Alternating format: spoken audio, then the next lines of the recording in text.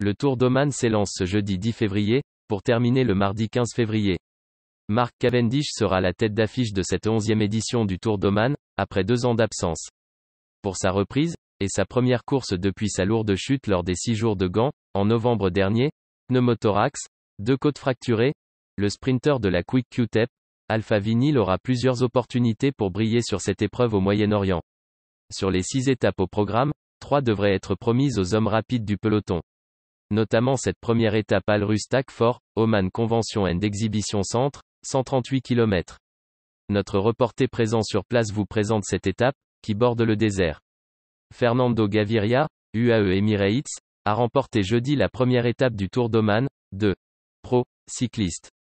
Après 138 km entre Al Rustak Fort et Muscat, capitale du sultanat de la péninsule arabique, le sprinter colombien s'est imposé au sprint devant le Britannique Mark Cavendish, Quick-Step Alpha Vinyl, et l'Australien Caden Groves, Team Bike Exchange.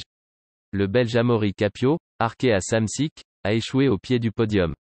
Malgré l'ascension de Fanja à l'entame du dernier tiers de course, 1 km assez raide avec 9,6% de déclivité moyenne, le bouquet semblait promis aux sprinters. La fuite de l'Espagnol Peyo Goicoechea, Euskaltel Euskadi, repris à moins de 10 km du but, n'a pas perturbé les équipes de sprinters. Plus véloce que ses adversaires, Gaviria a décroché la 48e victoire de sa carrière, la première depuis 183 jours de disette et un succès sur les routes du Tour de Pologne. Vendredi, la deuxième étape présentera un profil tout à fait rectiligne entre le Nassim Park et le port de Sohar. L'arrivée sera jugée à Suar Corniche après 167,5 km. Cavendish, qui effectue sa rentrée depuis sa chute aux 6 jours de cyclisme sur piste de Gand fin novembre, où il s'était fracturé 2 côtes et avait souffert d'un pneumothorax, aura l'occasion de prendre sa revanche.